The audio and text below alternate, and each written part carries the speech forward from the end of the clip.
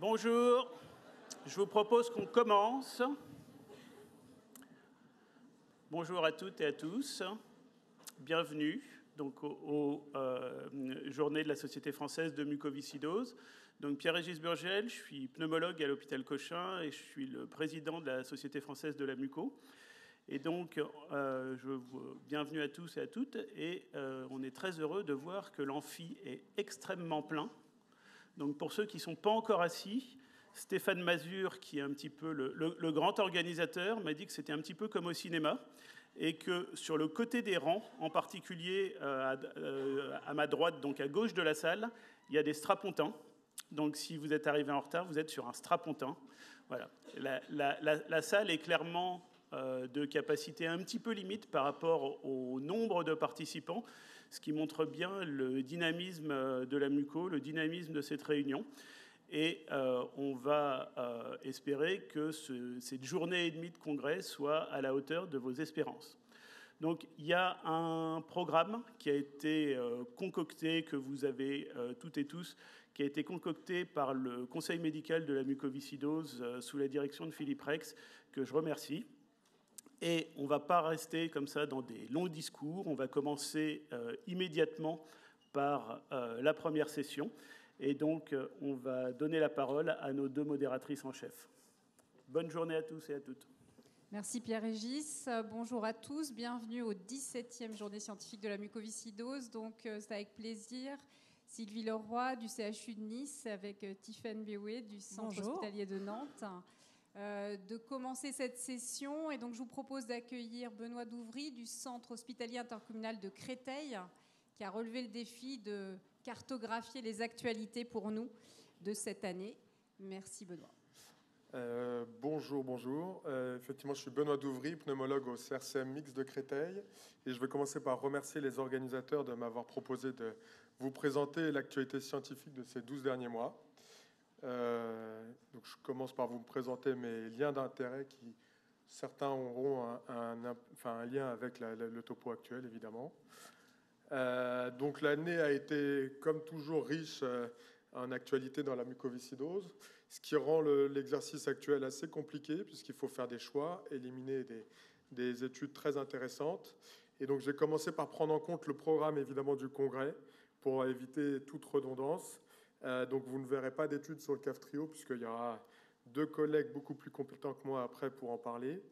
Et donc j'ai essayé aussi de vous proposer des thèmes assez variés. Donc on parlera d'infectiologie, de traitements à la fois spécifiques et non spécifiques, d'activités physiques adaptées et d'organisation de soins. Donc sans attendre, on commence par le premier article d'infectiologie. Donc c'est une étude publiée il y a quelques semaines dans le JCF sur l'Achromobactère. Donc c'est l'Achromobactère comme le Pseudomonas, c'est un BGN multirésistant, non fermentant environnemental. Il est moins fréquent que le Pseudomonas, on l'estime entre 1 et 10% en fonction des cohortes. En France, les dernières données du registre le retrouvaient chez 3,9% des patients, sans préciser si c'était des infections aiguës, intermittentes ou chroniques. Et donc cette relative rareté n'a pas permis d'avoir énormément de données sur cet agent pathogène. On a des études sur des effectifs réduits qui retrouvaient un possible lien entre le déclin du VMS et la présence d'anticorps anti-achromobactères. Une augmentation aussi du risque d'exacerbation aiguë et voire même de décès ou de transplantation pulmonaire.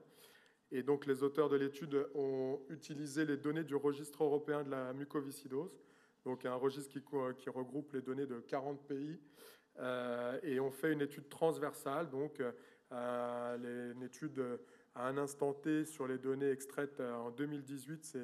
Pourquoi 2018? Parce que c'était la première année où on prenait en compte la présence ou non d'achromobactères. Et donc, cette présence ou absence d'achromobactères était une donnée disponible chez 38 795 patients qui ont pu être inclus dans cette étude. Et donc, d'emblée, la prévalence de l'achromobactère était d'un peu plus de 5%. Elle est évidemment très variable en fonction des pays. Et donc, ils se sont rendus compte en étudiant un peu plus en détail ces 5,4% de patients qu'ils étaient souvent un peu plus âgés que les gens qui n'avaient pas d'achromobactère, qui venaient plus facilement de pays avec un niveau socio-économique moins important, qui présentaient des mutations fonction minimale plus fréquemment et qui avaient une fonction respiratoire et un état nutritionnel plus altéré que les patients qui n'avaient pas d'achromobactère. Et donc je vous montre ces deux graphes que je trouvais assez intéressants, puisque donc à gauche, vous avez la variation du VMS en fonction de l'âge des patients. Et donc vous avez à droite la même chose, mais avec le BMI. Et donc vous avez les courbes avec achromobactère, avec Pseudomonas et avec les deux. Donc on se rend assez facilement compte que la courbe avec achromobactère est assez proche de celle avec le Pseudomonas, et que aussi la co-infection Pseudomonas achromobactère est associée à une fonction respiratoire et un état nutritionnel beaucoup plus altéré. Donc ces données, même si c'est une étude transversale et qui nécessiterait d'être confirmée par des études plus longitudinales, donc a permis de retrouver une prévalence de 5,39% d'achromobactère en Europe, ce qui en fait le 5e agent pathogène dans la mucoviscidose. C'est en faveur d'un possible impact assez comparable avec celui qu'on connaît bien du Pseudomonas. Et donc, ça peut aussi justifier peut-être de s'intéresser à voir l'impact que pourrait avoir sur le traitement d'éradication. En tout cas, déjà à réfléchir à un traitement d'éradication. Donc, toujours sur le thème de l'infectiologie, je vous montre aussi maintenant les études d'une étude contrôlée randomisée qui va s'intéresser à 2 protocoles d'éradication du Pseudomonas, des aérosols d'Astréonam pendant 28 jours, comparés à 14 jours. Donc l'âge médian de primo-infection du Pseudomonas, c'est environ 30 mois dans la mucoviscidose. Il est fortement recommandé d'éradiquer à chaque fois que c'est possible le Pseudomonas quand on le retrouve pour la première fois, pour éviter l'évolution vers une infection chronique qui, on le sait, est associée à une accélération du déclin du VMS, de l'antibiodépendance et donc une mortalité plus importante dans la mucoviscidose, comme dans d'autres pathologies bronchiques chroniques. Néanmoins, les modalités de traitement d'éradication ne sont pas encore bien déterminées et il n'y a d'ailleurs aucune AMM en France, notamment pour les aérosols d'antibiotiques. Donc l'Astréonam nébulisé a déjà été étudié dans l'étude alpine et donc le traitement pendant 28 jours permettait dans cette étude d'éradiquer dans 3 fois sur 4 le Pseudomonas.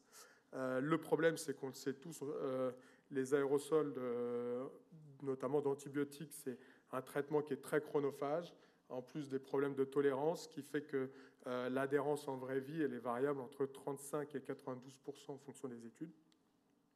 Et donc, ça justifie de s'intéresser à essayer de simplifier les protocoles d'éradication. Et c'est ce que les auteurs ont essayé de faire avec cette étude. Donc, c'était une étude contrôlée randomisée de non-infériorité, où les patients âgés de 3 mois à 18 ans et qui présentaient une primo-infection à Pseudomonas ou une nouvelle infection, mais après au moins 2 ans d'absence et 2 ECBC négatifs par an, pouvaient être inclus. Et donc, ils étaient randomisés. Ils avaient soit 4 semaines, donc le bras contrôle, c'était 4 semaines d'Astréonam en nébulisation, contre 2 semaines, avec suivi de 2 semaines de placebo. Et après un suivi pendant près de 2 ans, un peu plus de 2 ans. Et donc, en cas de réinfection, là, les investigateurs pouvaient traiter cette nouvelle infection comme ils le souhaitaient et reprendre un suivi plus habituel. Donc 149 patients ont été inclus. Dans les 2 bras, les populations étaient comparables. Les auteurs précisaient juste qu'il y avait un peu plus de Pseudomonas mucoïde dans le bras 14 jours, donc un Pseudomonas qui est réputé plus résistant aux antibiotiques.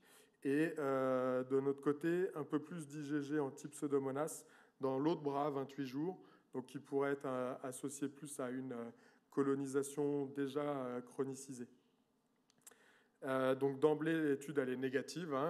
Ils avaient recherché une marge d'erreur d'une différence qui ne devait pas excéder 20%, et on voit que dans l'intervalle de confiance, les 20% sont dépassés. Et puis,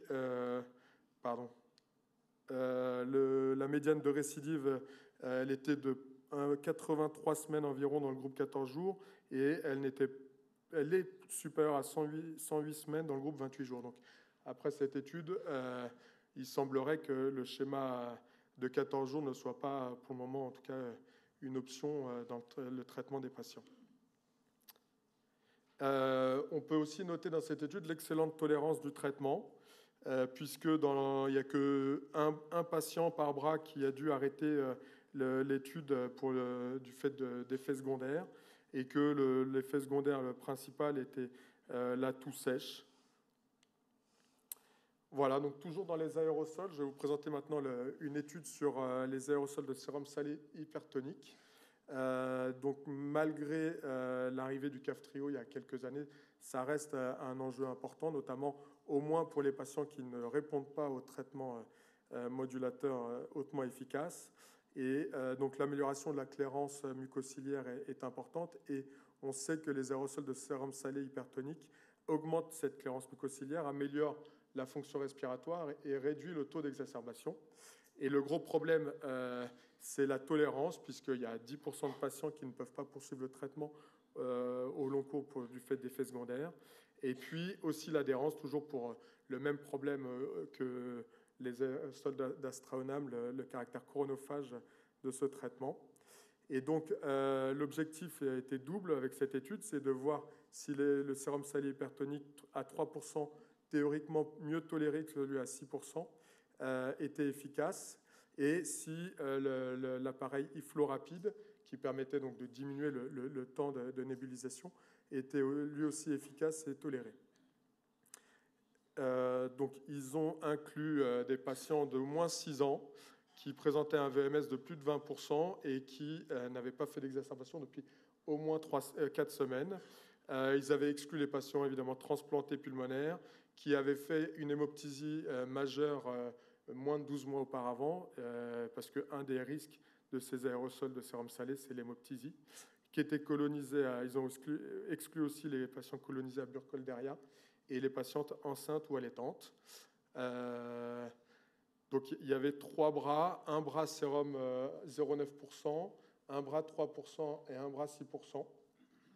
Donc il y a eu très peu de patients sortis de l'étude, ce qui montre que le traitement a été bien toléré, on va y revenir après. Et donc les résultats montrent que le sérum salé hypertonique à 3% comparé à celui à 0,9% améliore la fonction respiratoire, allonge le délai avant exacerbation, mais n'améliore pas la qualité de vie. Et celui à 6%, en plus d'avoir une amélioration de la fonction respiratoire et un allongement du délai avant exacerbation, améliore la qualité de vie et allonge le délai avant antibiotique par voie parentérale. Et donc je vous ai montré aussi là sur la table, le tableau que les traitements des sérums salés à 3% et à 6% étaient quand même relativement bien tolérés dans cette étude, et peut-être aussi grâce à l'aérosol l'IFLO rapide. Donc pour du coup, le sérum salé à 6% semble être quand même le traitement à proposer en première intention, mais le sérum à 3% pourrait être une alternative chez les patients qui ne le tolèrent pas. Je vous montre maintenant, toujours au niveau thérapeutique, les résultats d'études de phase 2. En fait, c'est dans cet article, il y a les résultats finalement de 3 études de phase 2 qui s'est intéressé à un nouveau modulateur qui est peut-être le prochain modulateur qu'on utilisera après le Kaftrio. Donc, comme je vous disais, il y a 3 études de phase 2, c'est-à-dire dans le développement d'un médicament. Les études de phase 2, c'est quand on commence à tester les médicaments chez des patients, un petit groupe de patients malades. En général, c'est pour confirmer une efficacité et puis aussi déterminer la meilleure posologie à utiliser. Et donc, dans cette première étude, il y a des patients qui avaient une mutation gating, donc de mutation qui était traitée par ivacaftor au long cours, qui ont été inclus pour tester le DUT Vacaftor, que je vais appeler DIVA, c'est plus facile, et qui a comme principal bénéfice par rapport à l'Ivacaftor qu'il a une demi-vie plus longue, ce qui permet une administration quotidienne unique. Et donc, dans cette étude, le critère de jugement principal était l'évolution du VMS à 12 semaines, et on étudiait aussi la tolérance et l'évolution du chlorsudoral à 12 semaines. Donc, il y avait différentes posologies qui étaient testées, 25 mg, 50, 150 et 250. Donc, très rapidement, le promoteur a interrompu les bras 25 et 50 mg parce que dans ces patients-là avaient une rapide aggravation de l'état clinique. Et donc, je vous montre les résultats pour les posologies à 150 et 250 mg. Et comparativement à l'Ivacaftor, on note une amélioration du VMS, une diminution du chlorsudoral dans le bras à 250 mg et une tolérance qui était aussi bonne que celle de l'Ivacaftor, quelle que soit la posologie. Donc dans ce même article, les auteurs ont étudié l'intérêt d'une triple association vanzacaftor, DIVA et tezacaftor, avec différentes posologies du vanzacaftor chez des patients qui étaient autorozygotes avec une mutation delta F508 et une mutation fonction minimale. Donc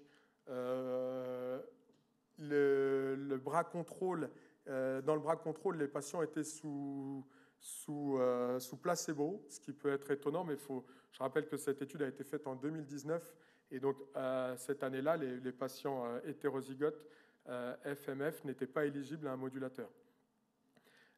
Et donc les résultats étaient très positifs, puisque quelle que soit la posologie du vanzacaftor, on avait une nette amélioration du VMS et une nette diminution du chlorsudoral, avec donc des courbes qui rappellent celles du Kaftrio. Une amélioration très rapide, vous voyez, dès la deuxième semaine. Et donc, dans la deuxième partie de l'étude, là, ils se sont intéressés aux patients homozygotes delta F508. Et le bras contrôle, puisque c'était fait en 2019, était l'association tezacaftor-ivacaftor. Et donc, comparativement à ce bras contrôle, on avait là encore une nette amélioration du VMS, peut-être même dans des proportions un peu supérieures à celles qu'on avait observées avec le Kaftrio, et une diminution du chlorsudoral, une amélioration de la qualité de vie. En termes de tolérance, le traitement était très bien toléré. Je note juste que sur ce petit effectif, il y avait quand même un arrêt de traitement lié à une éruption cutanée. Voilà, donc le vanzacaftor, tezacaftor et DIVA semblent être efficaces chez les patients homozygotes delta F508 et hétérozygotes FMF. Possiblement, mais ça demande à être confirmé par une étude de phase 3 qui est en cours d'ailleurs. La seule chose, c'est que ça va être quand même un peu plus compliqué de démontrer une efficacité contre un traitement aussi efficace que le Kaftrio et probablement plus long à montrer. Et donc l'intérêt potentiel en dehors de l'efficacité, c'est qu'il pourrait être pris une seule fois par jour, ce qui est quand même un vrai avantage pour ce traitement. On va un peu changer de thème pour parler d'activité physique avec cette étude irlandaise faite en collaboration avec une équipe australienne donc qui s'est intéressée à un programme de réentraînement à l'effort en incluant des patients suivis pour mucoviscidose adulte et stable et en excluant globalement tous les patients qui ne pouvaient pas faire d'activité physique du fait de la gravité de leur maladie respiratoire ou du fait d'une grossesse ou d'une comorbidité cardiaque, neurologique ou musculo-squelettique. Et donc, le schéma de l'étude est assez simple. Donc, après une première évaluation où on notait l'activité quotidienne, les épreuves fonctionnelles et l'exercice, la spirométrie, la composition corporelle et qualité de vie, les patients qui étaient un peu plus d'une trentaine étaient séparés en deux groupes. Dans les deux groupes, on leur mettait à disposition une montre connectée et dans le groupe interventionnel, en plus de cette montre connectée, il y avait des objectifs qui étaient faits entre le patient et son kiné toutes les 4 semaines, des objectifs d'activité physique, notamment en termes de nombre de pas par jour, et un soutien fait de façon hebdomadaire par l'envoi de SMS pour dire où le patient en était par rapport à ses objectifs et pour le soutenir. Il y avait ensuite une première évaluation au bout de 12 semaines. Et puis, donc là encore, sur l'activité physique quotidienne, la capacité à l'exercice anaérobie, la spirométrie, la composition corporelle et la qualité de vie. Et puis, de nouveau, une période de 12 semaines où les patients n'avaient là que la montre connectée avant une dernière évaluation à 24 semaines. Donc, les résultats suggèrent que ce soutien, l'élaboration d'objectifs et le soutien hebdomadaire permet d'améliorer de façon significative le nombre de pas, de près de 30% dans le bras interventionnel. Il y avait aussi une diminution significative de la dyspnée à l'effort. Par contre, pas de différence en termes de fonction pulmonaire, de qualité de vie ou de sommeil. Si on s'intéresse à faire des comparaisons au sein de chaque groupe, là, on voit une nette amélioration de la capacité à l'exercice aérobie dans le groupe interventionnel, mais là encore, pas de différence en termes de composition corporelle. Et ce qui était aussi, je trouve, intéressant, c'est que dans le bénéfice de cette période de 12 semaines de soutien hebdomadaire et d'objectifs était relativement soutenue dans le temps, puisque on la retrouvait, elle était assez stable, même après la période de 12 semaines sans SMS et sans élaboration d'objectifs. Donc je trouvais que c'était assez intéressant de ce point de vue-là. Enfin, dernière étude que je vous montre, je suis même dans les temps, c'est une étude sur l'organisation de soins. On est tous à se demander comment réorganiser avec la disponibilité du Kaftrio et son bénéfice pour les patients. On se demande si on ne doit pas un peu changer notre façon de suivre les patients et sûrement introduire un peu plus de télémédecine, ce qui a été aussi un des gros changements liés au Covid. Et justement, il y a eu l'équipe de Melbourne présente en fait l'impact du télésuivi unique pendant la période du Covid sur la fonction respiratoire des patients. Donc c'est un centre pédiatrique de Melbourne. Donc c'est une étude rétrospective monocentrique où ils ont inclus donc les 214 patients âgés de 1 à 19 ans suivis dans leur centre, et ils ont étudié 3 périodes. La meilleure fonction du VMS pendant les 12 mois avant confinement, la période du confinement en Australie qui était du 19 mars au 31 décembre, donc c'était un confinement très dur, je crois savoir plus dur même qu'en France, et ils ont aussi pris en compte le premier bilan réalisé dans leur centre en présentiel. Et ils ont précisé un peu les modalités du suivi pendant le confinement. Et donc les patients étaient suivis par tous les acteurs de leur centre, tous les professionnels en distanciel. Ils pouvaient évidemment être admis à l'hôpital en cas d'urgence médicale. Et ils avaient fait bénéficier aux 90 patients les plus instables d'un spiromètre portable. Les patients devaient étaient suivis d'un point de vue microbiologique en réalisant des ECBC qui étaient soit analysés à l'hôpital, soit en ville en fonction de leur éloignement géographique.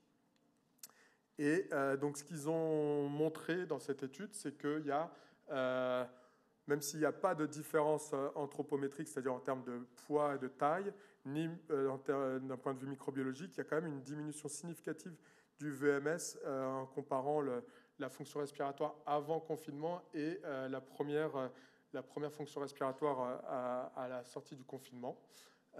Donc que ce soit chez les patients qui bénéficiaient du spiromètre portable ou ceux qui n'en bénéficiaient pas. Et même cette différence a dépassé les 10% pour près d'un tiers des patients, donc ce qui n'est quand même pas anodin. Donc évidemment, ça ne veut pas dire que la télémédecine n'est pas une option adaptée, mais probablement qu'elle doit être en complément du suivi habituel en présentiel. Voilà, c'est ce que suggèrent les résultats de cette étude. Voilà, je vous remercie de votre attention. Et je crois qu'il n'y a pas de questions. Merci beaucoup, Benoît. Merci pour le timing. Donc, il n'y a pas de questions après ces actualités. Juste pour rappeler, pour ceux qui sont en distanciel, que vous pouvez poser les questions et puis on se chargera de les transmettre aux orateurs. Merci. Et maintenant, on va accueillir sur scène Isabelle Sermet, qu'on ne présente plus sur scène, sur l'estrade, qui va nous présenter le point actualisé sur la cohorte pédiatrique module CF. Merci Isabelle. Merci beaucoup. Bonjour à tous. Donc, pour ceux qui ne me connaissent pas, je dirige le CRCM pédiatrique de Necker. Donc, je vais vous parler de l'étude module CF, qui est une étude en vraie vie qui a débuté début 2020 pour suivre la cohorte pédiatrique des patients qui étaient mis initialement sous Orkambi, puis maintenant sous modulateur. Donc, c'est une étude qui satisfait dans le cadre de la classification MR004, c'est-à-dire la possibilité de réutiliser des données pour des recherches d'intérêt public, qui a été acceptée au comité d'éthique avec plusieurs amendements pour assurer la conformité RGPD, l'autorisation d'utilisation pour la recherche pour les patients, et également tout récemment la possibilité de faire le lien avec les données du registre. Elle est déclarée à Clinical Trials, à la CNIL, et on a passé des conventions avec chaque CRCM.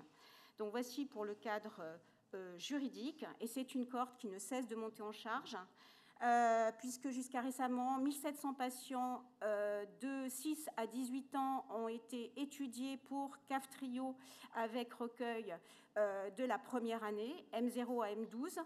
À peu près 2 tiers de patients dits naïfs, c'est-à-dire qui ont initié Kaftrio, qui étaient hétérozygotes delta F508, et 1 tiers de patients dits switch, c'est-à-dire des patients homozygotes delta F508 qui sont passés de Orkambi à Kaftrio et dont on est d'ailleurs en train de récupérer les données. Et là-dedans, donc, c'était 600 patients initialement qui avaient été mis dans la première phase de l'étude de 2-12 ans, dans ce qu'on a appelé la cohorte Orkambi. Mais maintenant, on est très actif sur la cohorte des enfants de 2 à 5 ans, 450 patients d'après le registre, 215 patients naïfs, 235 patients switch, qui sont donc suivis dans le cadre de la cohorte Orkambi actuellement, avec déjà 130 observations collectées par les ARC sur site. Donc, je vais d'abord... Comment on fait pour revenir ? Je voudrais d'abord vous parler donc essentiellement de la cohorte des patients Kaftrio, des 12-18 et des 6-12, en comparant l'évolution des patients dits naïfs avec l'évolution des patients switch, en détaillant très brièvement l'évolution respiratoire, mais également l'évolution nutritionnelle, et puis également quelques atteintes d'organes. Alors d'abord, on le sait tous, ce qui frappe, c'est la diminution des exacerbations, avec, dans cette cohorte, comme dans la cohorte adulte, une diminution du nombre des exacerbations annuelles qui passe de 1,8 à 0,7. Et la diminution est comparable dans la cohorte dite naïve et la cohorte switch, avec une augmentation du nombre moyen des patients sans exacerbation de 25 à 60% dans l'année sous Kaftrio. Donc vous voyez la comparaison ici des patients dits naïfs, donc qui diminuent de 2 à 0,7, et des patients switch qui diminuent leur nombre d'exacerbations de 1,2 à 0,6.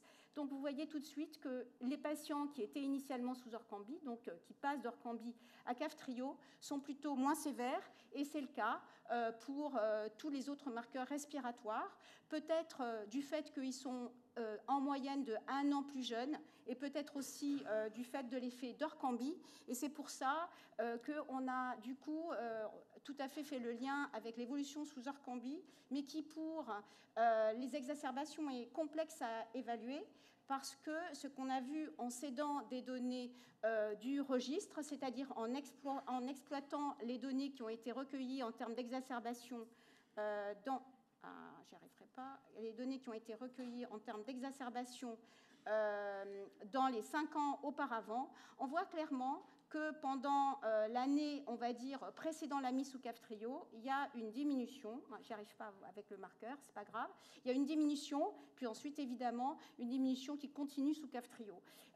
Alors, c'est le cas pour les patients sous Orkambi, mais c'est le cas pour les patients également qui n'avaient pas d'Orkambi, et ça correspond à l'année du confinement. Donc, clairement, il y a probablement dans l'interprétation de la diminution des exacerbations sous Orkambi, même si Orkambi indiscutablement a un effet aussi, l'effet Covid qui, du coup, modère l'interprétation de cet effet sous Orkambi.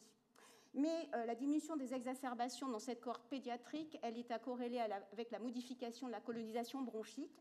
Ce sont des patients chez qui systématiquement les sécrétions bronchiques étaient recueillies par crachat induit pour avoir des données interprétables, autant que faire se peut.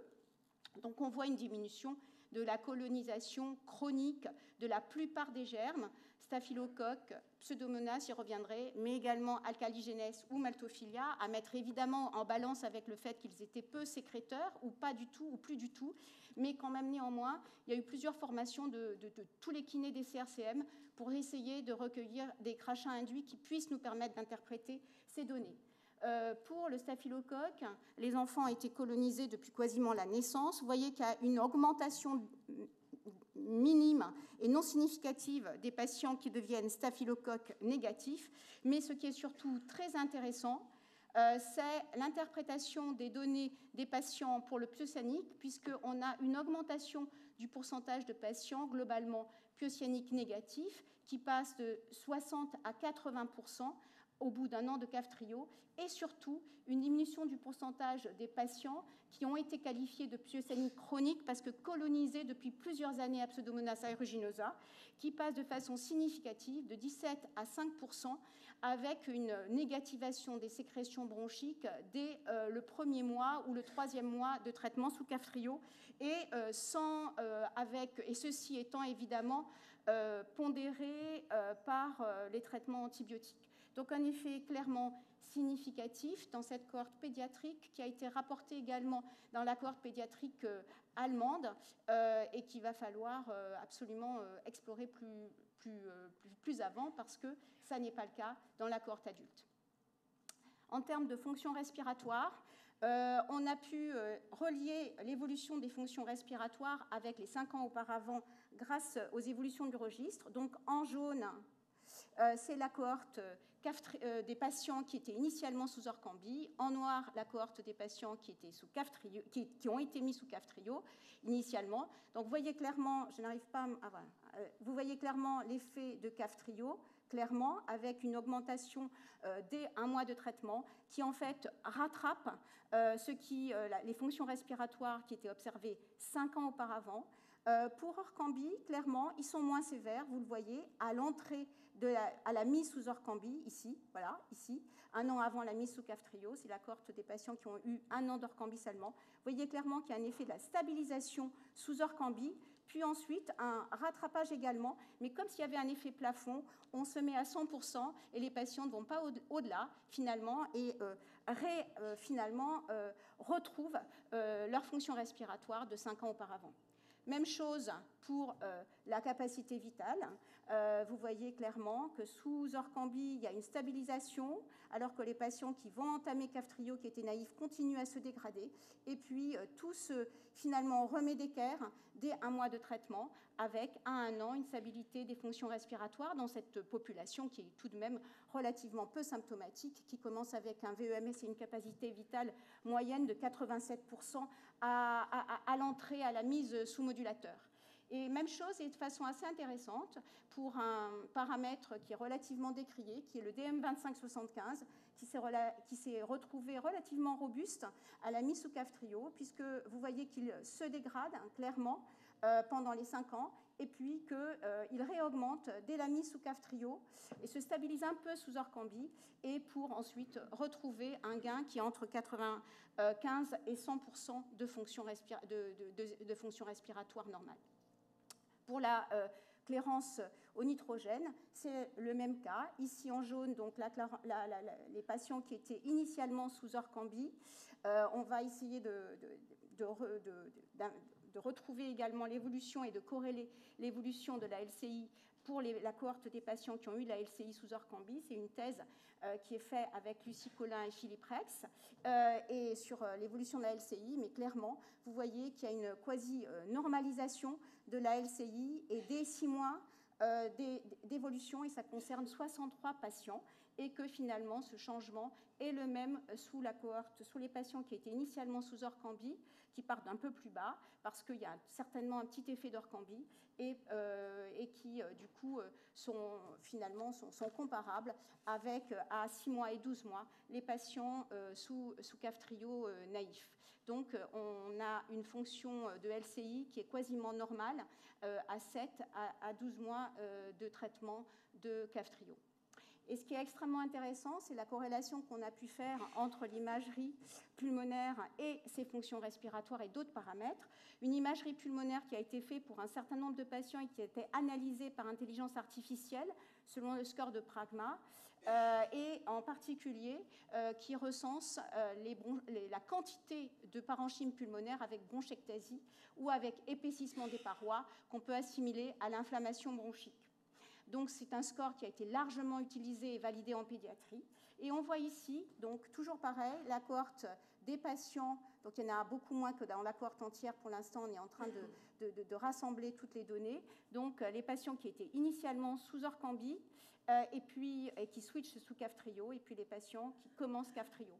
Donc vous voyez clairement que d'abord les patients sous Orkambi, effectivement en termes d'imagerie, sont à l'initiation d'Orkambi moins sévères en termes de pourcentage de zones malades, je puis dire, que sous Kaftrio, très clairement, on a une diminution significative des zones malades et du pourcentage des bronchectasies, j'y reviendrai, et que, alors que sous Orkambi, finalement, en termes de pourcentage de zones atteintes et de bronchectasie, finalement, il n'y a pas d'évolution.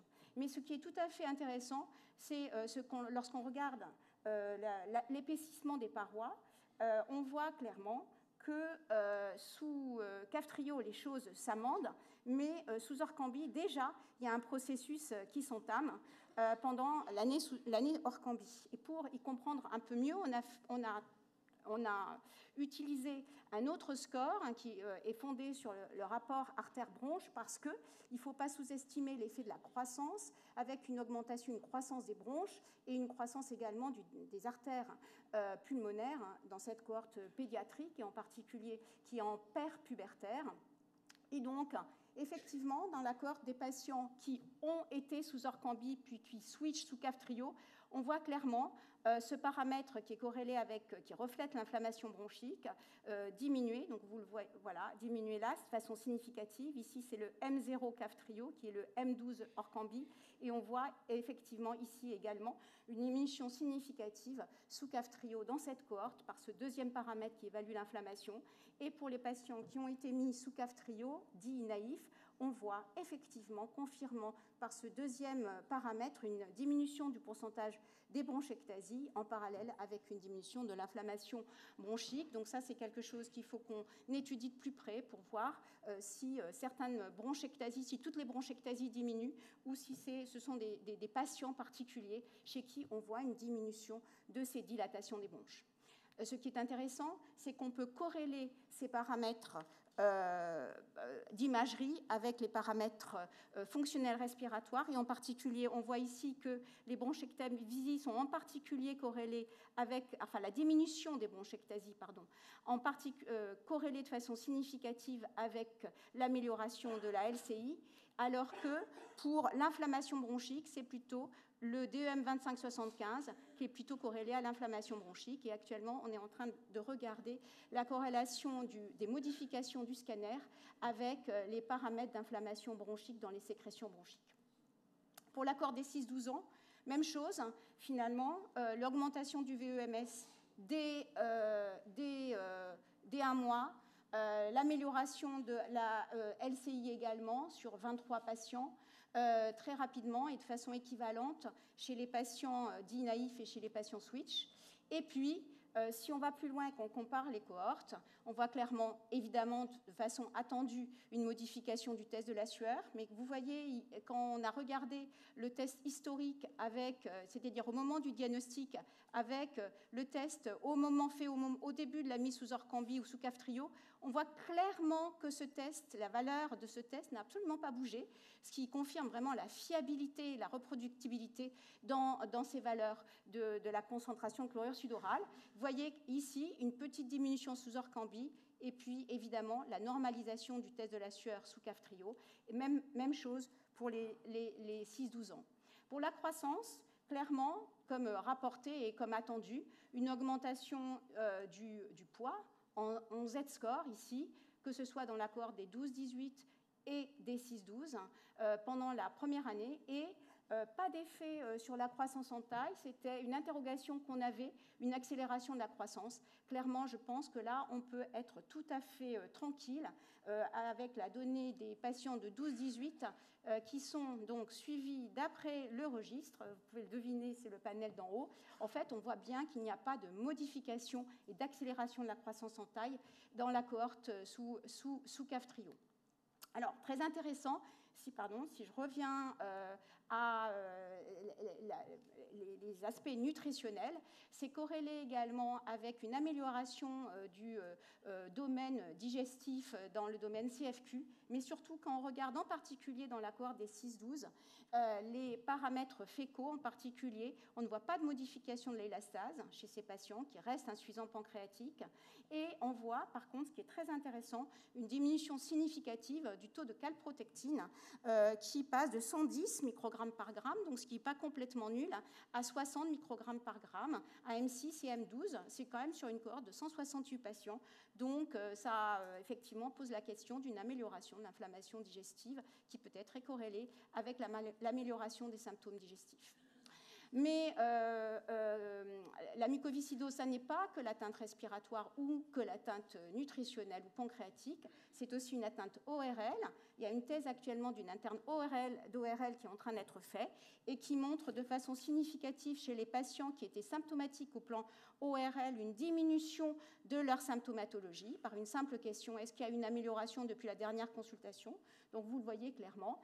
Et puis, lorsqu'on fait le fameux SN5, qui est le score validé maintenant pour les symptômes ORL, on voit que chez les patients qui avaient un score pathologique et qui déclaraient une obstruction nasale, il y a une diminution significative dès un mois des symptômes d'obstruction nasale, alors que ce n'est pas le cas chez les patients qui étaient asymptomatiques.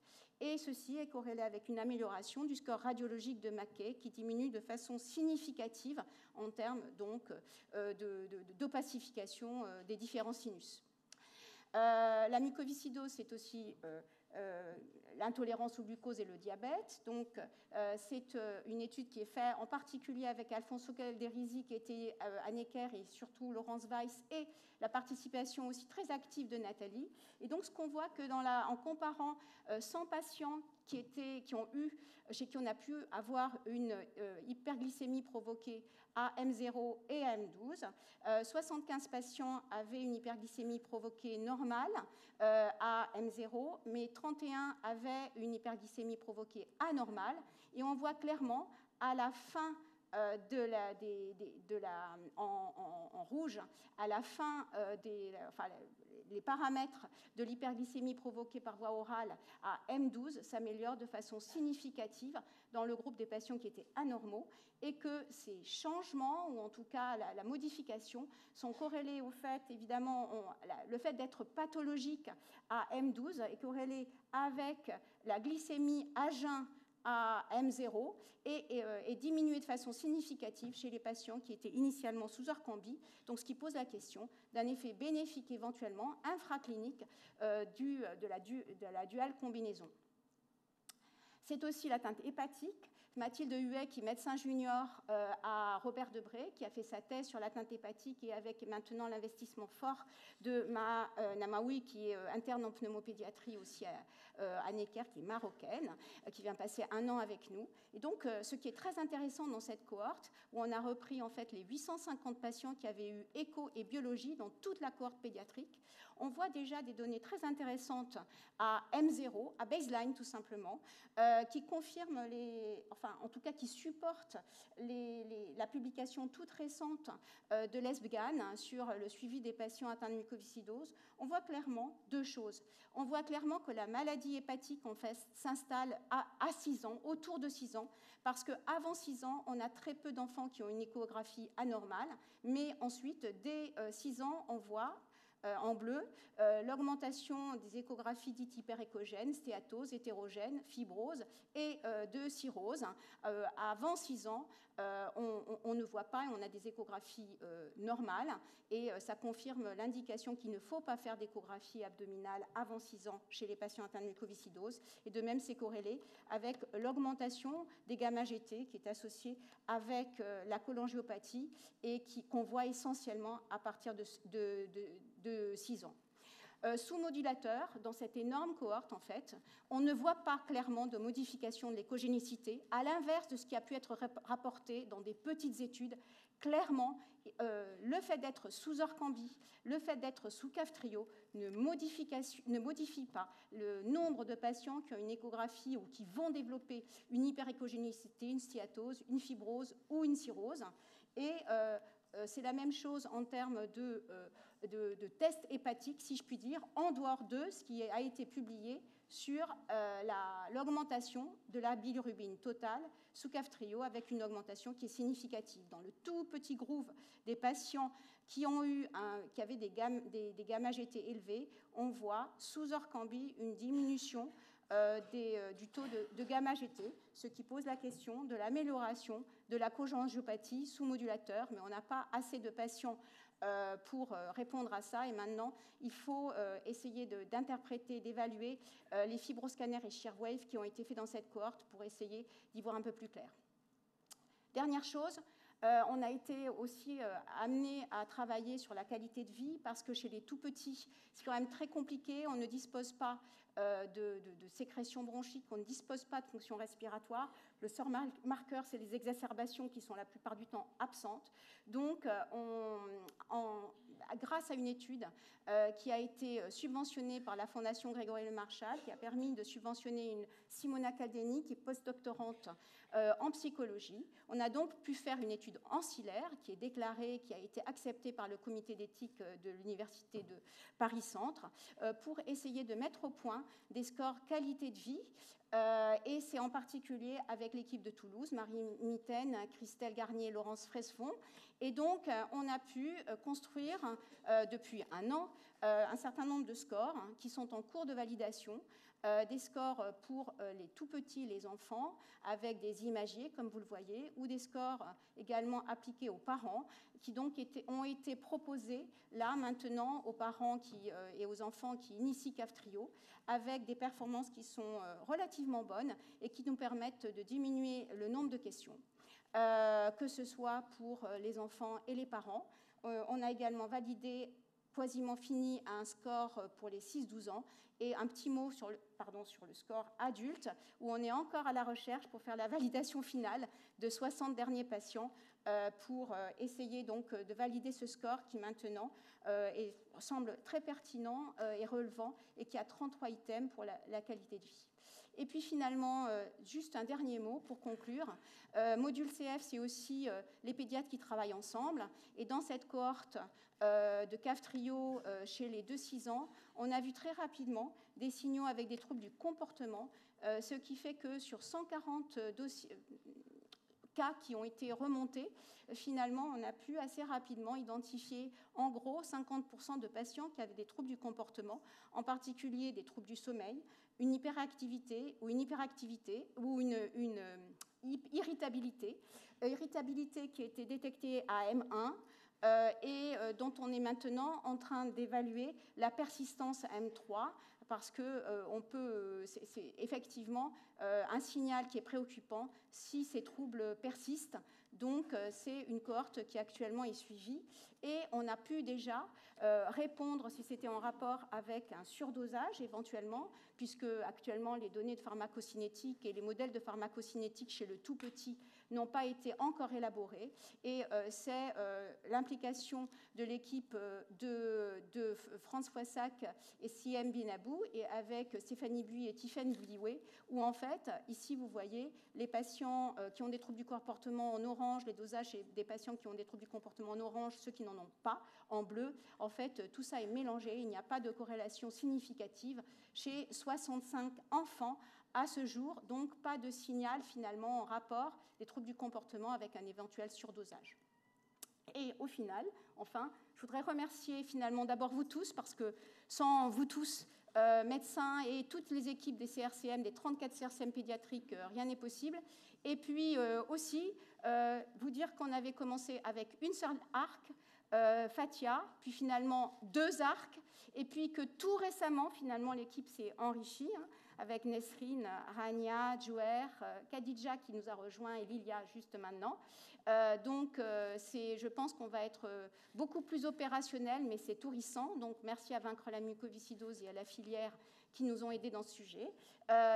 Du coup, Anne-Sophie est toujours très présente, et puis surtout, grâce à un financement de la filière, on a pu aussi bénéficier de l'aide depuis septembre d'Alexia Letiers, qui est statisticienne, ce qui nous a permis d'avancer beaucoup plus vite. Et puis, je voudrais dire un grand merci à Stéphane Mazur, qui est quand même crucial dans tous les contrats et toute l'organisation pratique. Donc, un grand merci Stéphane. Je n'avais pas ta photo, j'aurais bien aimé la mettre. Et puis, à l'équipe du registre aussi, avec qui finalement la comparaison de ce qui se passe dans les 5 ans auparavant, la mise sous modulateur, est vraiment extrêmement intéressante et puis très facile. Un grand merci.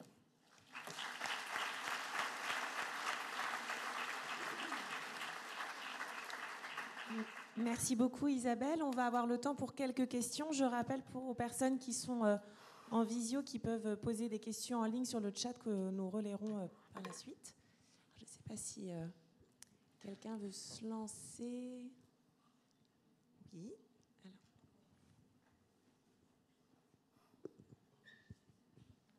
Bonjour Isabelle, Laurence Hensens de Belgique.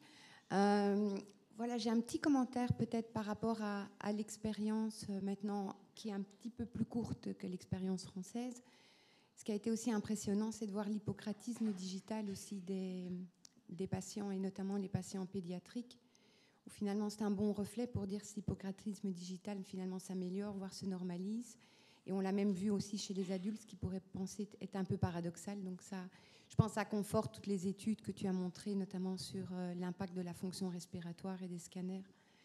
Maintenant, avec l'expérience qu'on n'a pas, nous, en Belgique, de dosage, et notamment au niveau des effets secondaires, que ce soit sur le plan hépatique ou sur le plan comportemental ou psychiatrique, est-ce que vous avez su adapter éventuellement les doses des patients pour éviter les effets secondaires ou potentiellement adapter les doses? Et est-ce que c'est un futur éventuellement de diminuer notamment les doses des patients parce que certains sont déjà répondeurs avec finalement de très faibles doses? C'est une très bonne question. Je ne peux pas avoir ma présentation d'avant, monsieur, parce que j'avais anticipé la question. En fait, effectivement, il y a actuellement en pédiatrie. Je parle de la pédiatrie parce que c'est la vraie question. C'est-à-dire que est-ce que ça n'est pas poids dépendant, puisqu'on peut finalement, on a une énorme gamme de poids avec un seul dosage. Donc, je veux bien aller à la dernière diapo. Et effectivement, il y a un modèle qui est en train d'être construit qui semble s'appliquer. Voilà. Avant. Ouais. Donc, qui semble s'appliquer du coup au 6-12, mais maintenant probablement au 2-6, qui est en fonction du poids.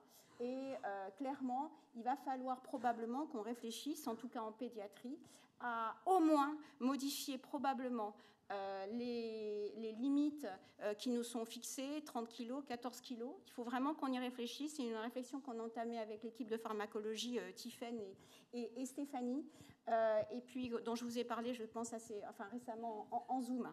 Alors, après, effectivement, il y a eu énormément de dosages qui ont été faits et qui sont revenus. Là, on en est actuellement à 154 prélèvements.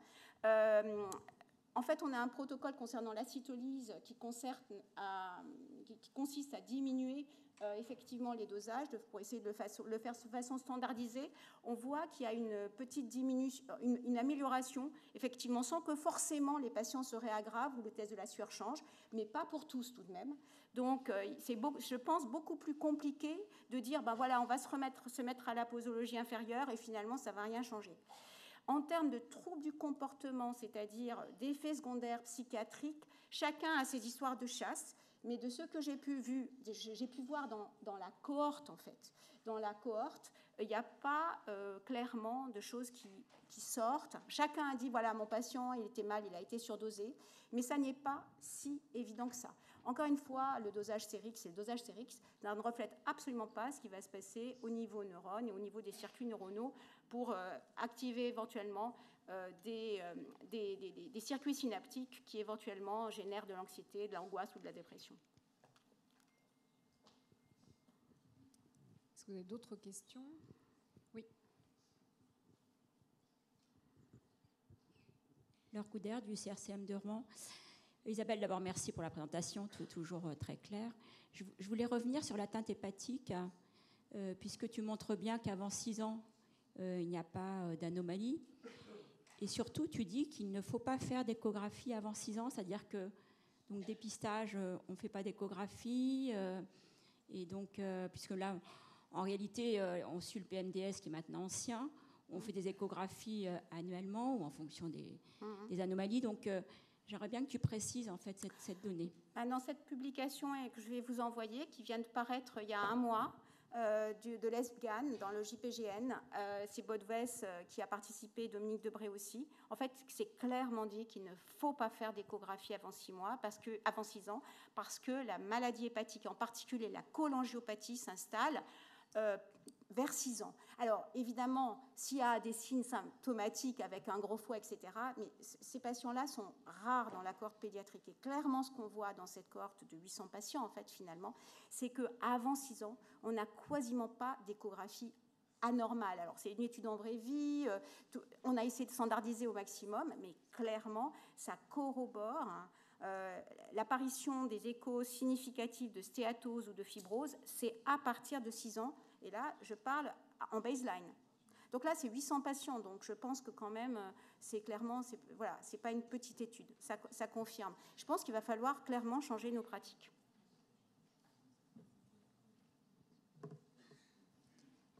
Isabelle, on peut te poser une question sur les données d'imagerie. Est-ce que vous avez retrouvé des corrélations avec la capacité à éliminer les germes, les pathogènes? Et où est-ce que finalement c'est un autre facteur inflammatoire qui joue prioritairement chez l'enfant? Alors c'est vraiment des choses qu'il faut qu'on arrive à faire parce que déjà on est en train d'essayer de détricoter l'effet de la croissance, qui n'est pas simple pour arriver à interpréter ça. J'ai pas l'impression, on a regardé rapidement avec Alexia, que c'était effectivement, on va dire, associé avec, par exemple, l'éradication, tu vois, du pseudomonas, mais encore une fois, on a relativement peu de patients. Ça n'est pas dépendant des antibiotiques, autant que je me souvienne. Mais c'est clairement des choses qu'il va falloir qu'on regarde. Pourquoi? Quels sont les patients chez qui on voit une diminution des bronchectasies? Parce qu'effectivement, dans la dispersion que je vous ai montrée, en fait, il persiste des bronchectasies, mais c'est simplement, probablement, les extrêmes, enfin ceux qui étaient les plus sévères, où on voit une diminution. Donc il faut qu'on réanalyse absolument toute cette cohorte pour vérifier qu'il n'y a pas de biais d'interprétation, etc. Et si c'est le cas, effectivement, ça veut dire que ce qu'on interprète comme bronchectasie ou comme dilatation, ça n'est pas quelque chose de fixé et de cicatriciel, mais c'est quelque chose qui peut s'amender. Et je n'ai pas eu le temps de le dire, mais dans la cohorte pédiatrique, donc des 500 patients qui ont été analysés sous Orkambi, on voit clairement que dans la cohorte des 2-6 ans, il y a déjà de l'inflammation, mais que les bronchectasies apparaissent essentiellement à partir de 6 ans.